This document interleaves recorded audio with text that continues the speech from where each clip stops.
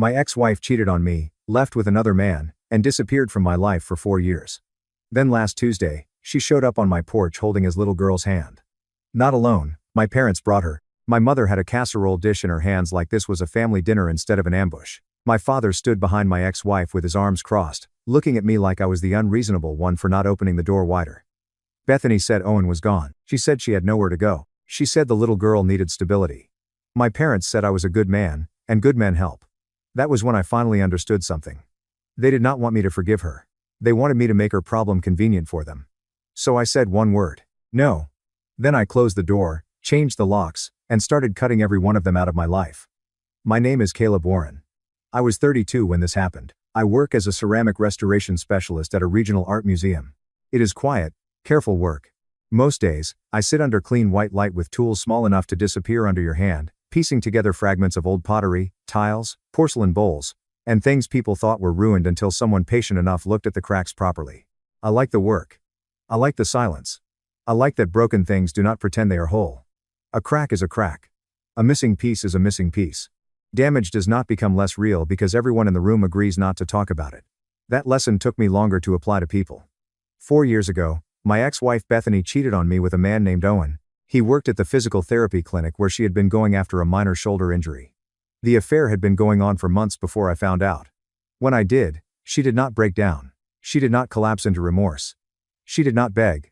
She stood in our kitchen and told me she needed to explore her feelings. That was the phrase. Explore her feelings. Like she was leaving for a yoga retreat instead of destroying a marriage. She moved out within a week. Owen came with his truck and helped her load boxes. I remember standing in the hallway watching her carry out the lamp we bought together on our first anniversary.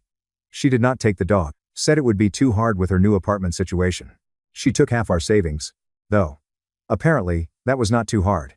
The divorce was not dramatic. Not legally, anyway. No children. No complicated property fight. No long courtroom war. Just paperwork, signatures, asset division, and the kind of emotional exhaustion that makes you feel like you are watching your own life through glass. The worst part was not even Bethany. The worst part was my parents. I expected support. Maybe not rage, maybe not some grand declaration that Bethany was dead to them. But something, a clear line. A basic understanding that their son had been betrayed. Instead, my mother said, "Marriage is complicated." My father said, "These things happen." Then he added, and I will never forget this: "Maybe you should think about what drove her to that." What drove her to that? As if cheating was a location I had somehow pointed her toward. When Bethany was packing her boxes into Owen's truck, my father told me I should fight for her. She was literally leaving me for another man.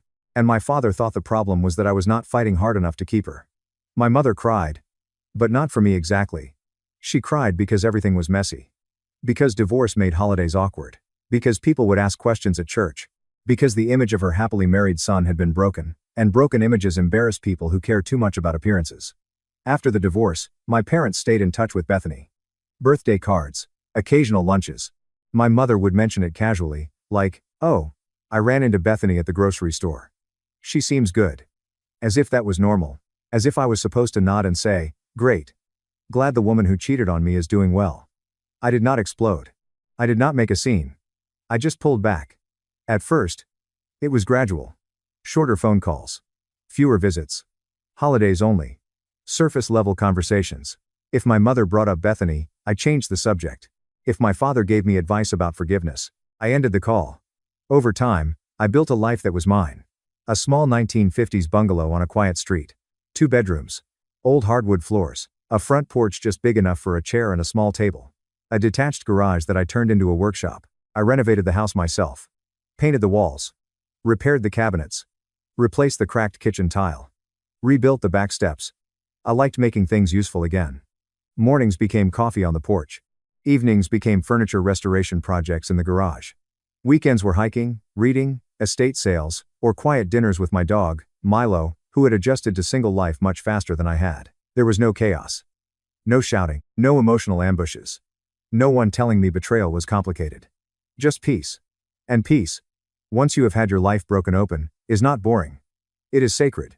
That Tuesday evening started like any other. I was in the garage sanding down a vintage chair I had picked up at an estate sale. Jazz was playing low on the radio. The garage door was halfway open. The air smelled like wood dust and summer rain. I remember thinking, right before everything happened, That I was happy. Not excited, not thrilled. Just quietly happy. Then I heard a car door slam. Voices. I turned off the sander and walked to the front of the house. Bethany stood on my porch. For a few seconds, my mind refused to make sense of her being there. She looked different. Smaller somehow. Worn down. Her hair was longer, pulled back in a messy ponytail. No makeup. Red eyes. The carefully exhausted look of someone who had practiced being pitied. She was holding the hand of a little girl. Maybe 3 years old. Dark curly hair. Brown eyes. A pink jacket with a cartoon rabbit on it. The child looked nothing like me. Then I saw the second car parked at the curb. My parents' silver sedan. My mother was already walking up my driveway with a casserole dish in her hands. That was when I knew this was not random. "Sweetheart." My mother called, smiling like this was a normal visit. "We know this is unexpected, but just hear her out." I stood in my doorway. Did not invite them in. Did not step aside. Just waited. Bethany took a breath. "Caleb," she said softly. "I know I don't deserve to be here. Good start, at least." Then she kept talking. Owen was gone. Things had not worked out. She had made mistakes. She had lost her job 2 months earlier. She was behind on rent. The little girl needed stability. Her name was Lily. Bethany said that part like I was supposed to melt. Like naming the child would make her my responsibility. My father stepped up beside her. "She came to us first," he said. "Asked if we thought you'd be willing to talk." That was not better. That meant they had discussed it before coming to my house. They had planned this. They had decided the correct solution to Bethany's life collapsing was to bring her to my front door. My mother moved closer, still holding that ridiculous casserole. "She's going through a hard time," Mom said. "And that little girl needs stability. You have this house. You're doing well. You could help." I looked at all 3 adults. Really looked. Bethany with her carefully sad expression. My mother with that expectant smile, already assuming I would eventually soften. My father, impatient, arms crossed, like I was wasting everyone's time by not immediately agreeing. And the truth clicked into place. This was not about forgiveness. This was not about second chances. This was not about doing the right thing. This was about convenience. My parents did not want to take Bethany in. They did not want to help her with rent. They did not want her and a toddler in their guest room. They wanted me to absorb the problem so they could feel like generous, forgiving people without actually paying the cost. They had done this before. 4 years ago, when Bethany left, they tried to push me to fight for the marriage because her leaving was inconvenient for them. It made the family look messy. It made holidays uncomfortable. It forced them to acknowledge betrayal. They did not care that she had hurt me. They cared that my pain disrupted their preferred version of reality. Now she was back, and they wanted me to fix the disruption again. I looked at Bethany. "We were good once," she said. "Remember?" I did remember. That was the problem. I remembered everything. I remembered her leaving. I remembered Owen loading boxes into his truck. I remembered my father telling me to fight for her while she chose another man right in front of me. I remembered my mother sending Bethany birthday cards. I remembered rebuilding my life one quiet day at a time. "No," I said. My mother blinked. Bethany's mouth opened slightly. My father frowned. I said it again, clearer. "No. Leave now." My mother's smile collapsed. "Caleb." I closed the door. Locked it, then I stood in the hallway with my back against the wood.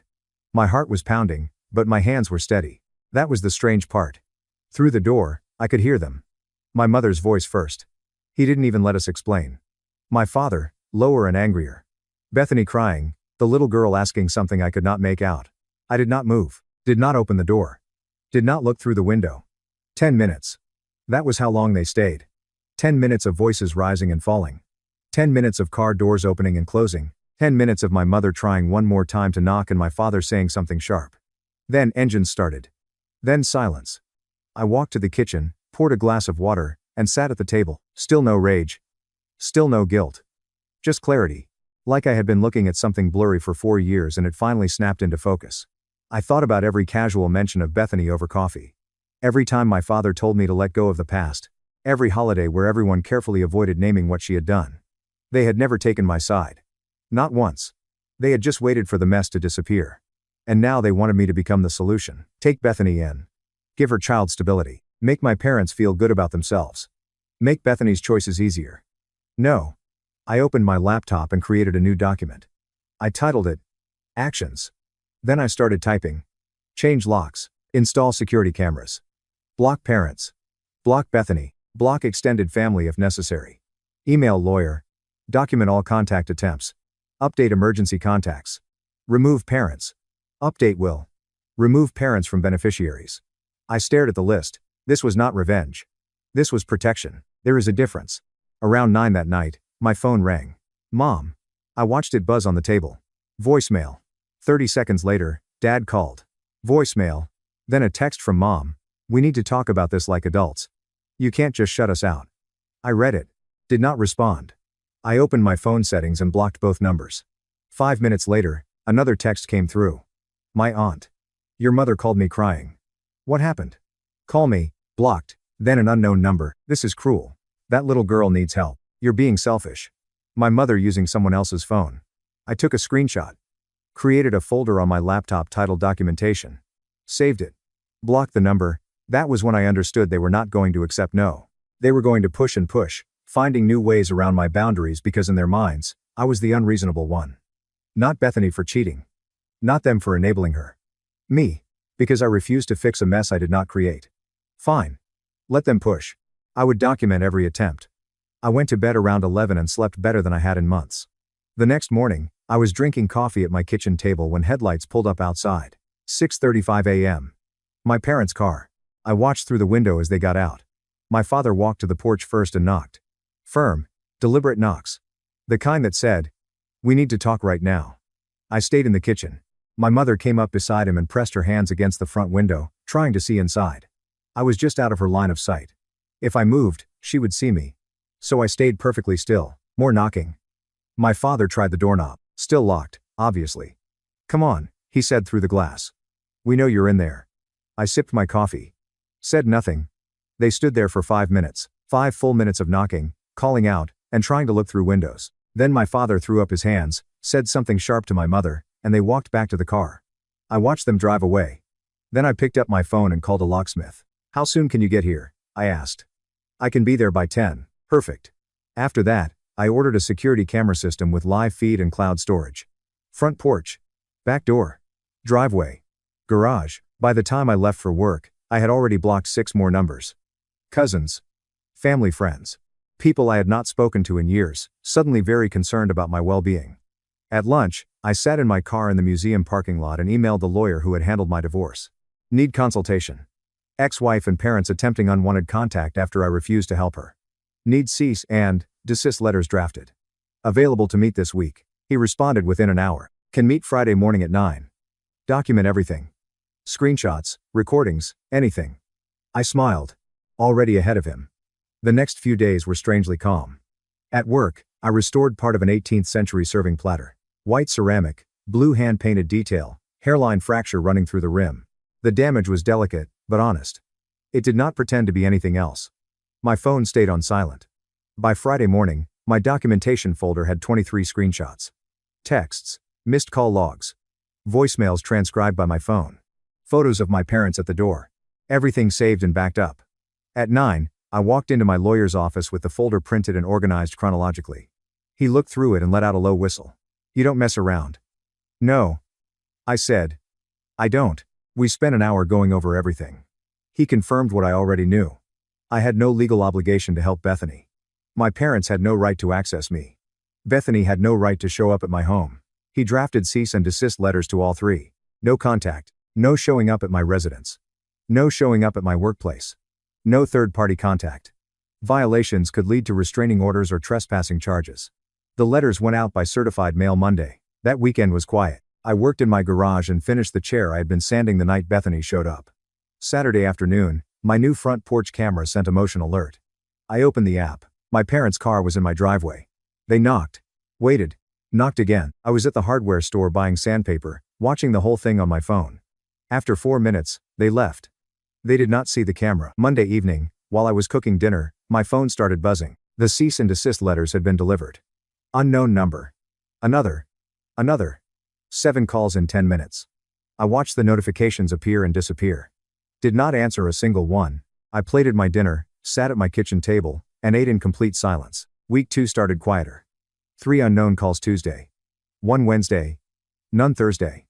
At lunch on Friday, I got a text from my cousin Iris, the only relative I actually liked. Iris was my age, worked as a physical therapist, and had always been considered the family black sheep because she got divorced and moved 3 states away instead of staying close enough for everyone to monitor. "Hey. Heard there was family drama. You okay? I replied, I'm fine. Set some boundaries. Some people didn't take it well. Her response came immediately. Good for you. Your parents called my mom complaining. Whole family's talking about it. Let them talk, I wrote. Doesn't change anything. That's the spirit. If you need an alibi or a character witness, I'm your girl. I smiled. At least one person understood. Monday of week 3 shattered any illusion that the cease and desist letters had solved everything. I was eating lunch in my car when museum security called. Hey, Maurice said. He was a retired cop and the best kind of security guard because he took nothing personally and noticed everything. We've got someone in the lobby asking for you. Says she's your ex-wife. Should we let her up? My jaw tightened. No, she is not authorized. If she does not leave, call the police. Copy that. 10 minutes later, he called back. She left. Didn't make a scene. Just looked sad and walked out. Thanks, Maurice. Can you make a note in the system? If she shows up again, don't call me first. Just call the police. Already done. After work, I went to HR and explained the situation calmly. My ex-spouse may attempt unauthorized contact. She showed up today. Security handled it, but I want it on record that she is not welcome here and should not be given access to me. The HR representative, Gloria, nodded seriously. We'll add her to the restricted visitors list. If she shows up again, security will handle it. You shouldn't have to deal with this at work. That sentence meant more than she knew. Because my own family had spent weeks telling me I should deal with it everywhere. At home. At work. At holidays. In my own life. Wednesday, a card arrived in my mailbox. My mother's handwriting. Inside was a floral Hallmark card. Her note said my father had experienced heart palpitations the previous week. He was fine now, but it reminded them that life was short and family was important. I read it once. No emotion. If it had been serious, they would have called 911, not used it as leverage in a greeting card. I tore it in half and threw it in the trash. Friday evening, Bethany's mother approached me in the museum parking lot. Her name was Patricia. I had not seen her since the divorce. She came out from between two cars wearing a nervous smile. Caleb? I just want to talk to you. Parent to parent. I'm not a parent, I said. That stopped her. I have nothing to discuss with you. Do not contact me again. I got into my car and locked the doors. She stood there stunned as I backed out and drove away. By the time I got home, I knew what came next. I emailed my lawyer. Bethany's mother approached me in my workplace parking lot today. Parents sent manipulative card about health scare. Bethany showed up at workplace Monday. They are still attempting contact. What are my options? His response came 20 minutes later. That's harassment. We can escalate to restraining orders. Come in Monday morning. I slept fine that night. No anxiety. No guilt. Just the knowledge that I was doing exactly what needed to be done. Saturday morning, Iris called. Your mom is calling everyone, she said. She's saying you threatened her. That you're having some kind of breakdown. They're planning an intervention tomorrow at your aunt's house. I almost laughed. An intervention. Because apparently refusing to house your cheating ex-wife and her affair partner's child was a medical emergency now. When? I asked. 2. I'm not going. Good. Sunday at 2, I was in my garage refinishing a vintage dresser. My phone stayed on the workbench, face up. Iris sent updates. They're still waiting. Your mom is crying. Then. Your dad is angry. Keep saying you'll come around. Then. I told them you weren't coming. They didn't believe me. I kept sanding. At 4. I think they're finally realizing you're serious. At 5. Everyone's leaving now. Your mom is telling people you've changed. I wiped down the dresser and applied the first coat of stain. They wanted a room full of pressure. I gave them an empty chair. Monday morning, there was an envelope taped to my front door. My camera showed my mother arriving at 6:17 a.m., walking quickly to the porch, taping it up, and leaving in under a minute. I did not open it. I drove straight to my lawyer's office and waited in the parking lot until he arrived. He opened the envelope. It's your mother, he said, begging you to reconsider. Says your father's health is declining from stress. Says you're tearing the family apart. Can we file now? Yes. That same day, my mother called my workplace. My boss, Raymond, came into my restoration room with a careful expression. Got a weird call this morning, he said. Woman claiming to be your mother. Said you were having a mental health crisis and asked if we'd noticed concerning behavior. I set down my tools. What did you say? I told her we don't discuss employees with non-emergency contacts and hung up. Then he asked, you okay? I told him the short version. I cut off some toxic family members. They are trying to get around boundaries by contacting my workplace. I have a lawyer involved. There is nothing wrong with me. Raymond nodded. I've seen this before. People get desperate when they lose access. If anyone else calls, we won't engage. If they show up, security handles it. By Friday, the temporary restraining orders were approved. My parents and Bethany were served Saturday. Sunday morning, I sat on my porch with coffee, visible from the street. At 9:50, my parents' car drove by. They slowed down. I made direct eye contact with my mother through the passenger window. She looked like she had aged 5 years in 3 weeks. My father's hands gripped the steering wheel so tightly his knuckles were white. They did not stop. The order worked. I took a sip of coffee and watched them disappear around the corner. The next Tuesday, they tried one last time. At work. Security called. Your parents are in the lobby, Maurice said. They're insisting it's a family emergency. There is a restraining order, I said. Call the police. I already did. When I came downstairs, 2 officers were there. My mother was crying. My father was red-faced and arguing. My mother saw me. Please, she called out. Your grandmother fell. She's in the hospital. She's asking for you. I looked at the nearest officer. May I speak with you privately? We stepped aside. My grandmother died 6 years ago, I said. This is a fabrication. They are violating a court order. The officer looked back at my parents. Then he nodded. They were ordered to leave. My mother looked back once as she walked out. I did not look away. I gave a statement, signed paperwork, and sent everything to my lawyer. He replied within the hour. This helps our case significantly. Bethany violated the order 3 days later at a grocery store. She approached me in the produce section, asking for 2 minutes. I pulled out my phone and started recording. You are violating a restraining order, I said clearly. Leave now or I am calling the police. People stared. She left. The video became another exhibit. At the court hearing, my parents and Bethany all showed up.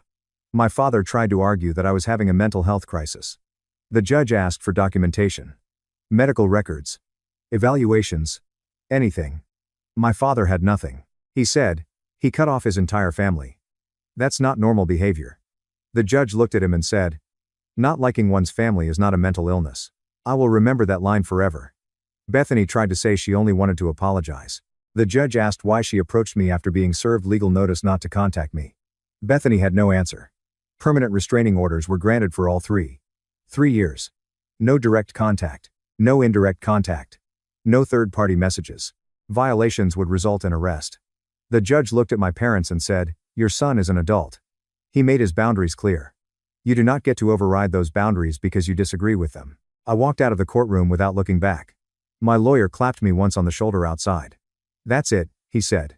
You're done. And he was right. 3 months later, I am sitting on my back deck on a Saturday morning, coffee in hand, sun coming up over the neighbor's fence. No calls. No drive-bys. No surprise visits. No casserole dishes on my porch. Iris texted me last week. Your mom stopped calling my mom. I think she finally gave up. Good, I replied. Bethany moved 2 hours away, then apparently back in with her parents after another relationship fell apart. I do not feel satisfaction hearing that. I do not feel vindicated. I feel nothing. The healthy kind of nothing. Work is good. I finished restoring a 15th century Persian tile last week, and the museum director said it was some of my best work. I am teaching a community workshop next month on furniture restoration. 12 people signed up. Last weekend, I went camping with Theo, my friend from college. We hiked 8 miles, caught fish, cooked them over a fire, and did not talk about family drama once. It was perfect. I updated my emergency contacts. Removed my parents, added Theo and Iris. Updated my will. Everything goes to charity now. Arts education and a domestic violence shelter. Not out of spite. They are just not my family anymore. Family is not blood. Family is who shows up, respects you, and does not treat your boundaries like suggestions.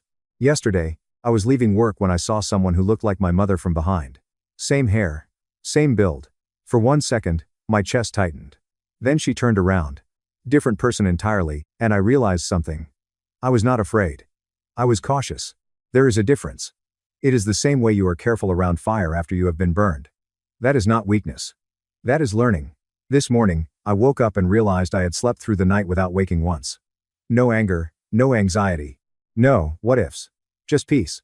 The kind of peace that comes from knowing you chose yourself when everyone else wanted you to choose their comfort. I spent 4 years thinking maybe something was wrong with me because I could not move on the way my parents wanted. But I had moved on. I just moved on in a direction they did not approve of. They wanted me to absorb the inconvenience. Smooth over the mess. Open the door. Take in Bethany. Make them feel kind without requiring them to do anything difficult. I finally said no. Not with screaming. Not with revenge. Not with some grand speech. Just no. Then locks. Then cameras. Then paperwork. Then court. People call that cold. I call it self-respect. I finish my coffee and check my phone. Theo texted about another camping trip next weekend. Different trail this time. I'm in. I type back. I have a life now. A peaceful one. Built on my own terms. No one is coming to my door with problems that are not mine to solve. No one is guilting me into situations I do not want. My boundaries are intact. My peace is protected. 4 years ago, Bethany walked out, and my parents stayed neutral. 3 months ago, when she came back, I made my choice. I chose myself. And I would do it again every single time. I stand up, stretch, and walk back inside my small, quiet, perfectly peaceful house. The door closes behind me with a solid click, and I smile because I finally understand. Saying no to people who treat you like a convenience is not cruelty. It is strength. And I am stronger than I have ever been. Thank you so much for watching until the end. If you really like our videos, please don't forget to like, share, and subscribe. Have a great day.